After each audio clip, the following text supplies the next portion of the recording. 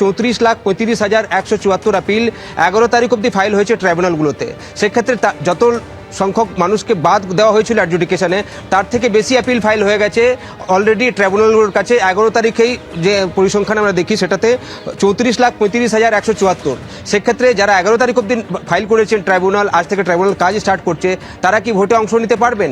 প্রথমে শ্যাম দেওয়ান এটা বলেন কি আপনি অনুরোধ করেন সুপ্রিম কোর্টের কাছে যে সুপ্রিম কোর্ট যেন ইলেকশন কমিশনকে নির্দেশ দিক কি তারা একটা সাপ্লিমেন্টারি লিস্ট রিলিজ করবে এবং তাদের যাদের যাদের নাম ক্লিয়ার হয়ে যাচ্ছে ট্রাইব্যুনালের তরফ থেকে তারা ভোটে অংশ নিতে পারবেন। তখন ইলেকশন কমিশনের তরফ থেকে আপত্তি করা হয় কি তারা এইভাবে করতে পারেন না।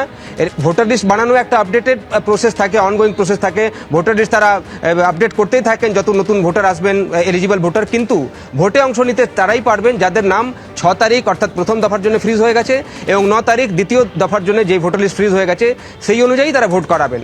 তখন সুপ্রিম কোর্ট তাকে বলে কি কিন্তু তাদের কাছে তো একটা পাওয়ার রয়েছে 142-তে, যখন তারা হিয়ারিং করছেন তারা তো এরকম অর্ডার দিতেই পারেন। তখন ইলেকশন কমিশন বলে কি হ্যাঁ আপনারা এরকম অর্ডার দিতে পারেন, কিন্তু তারা নিয়ম হিসাবে বলছেন তিনি কি ভোটার লিস্টে তারা যুক্ত করে দেবেন তাদের নাম, কিন্তু এই ভোটে তারা অংশ নেবেন না। যেহেতু যে নিয়ম রয়েছে ইলেকশন কমিশনের সেটাতে বলাই আছে কি নমিনেশনের লাস্ট ডেট হলো যেদিন ভোটার লিস্ট ফ্রিজ হয়ে যায় এবং সেক্ষেত্রে নতুন ভোটার ভোটিংয়ে সেই ভোটে অংশ নিতে পারবেন না।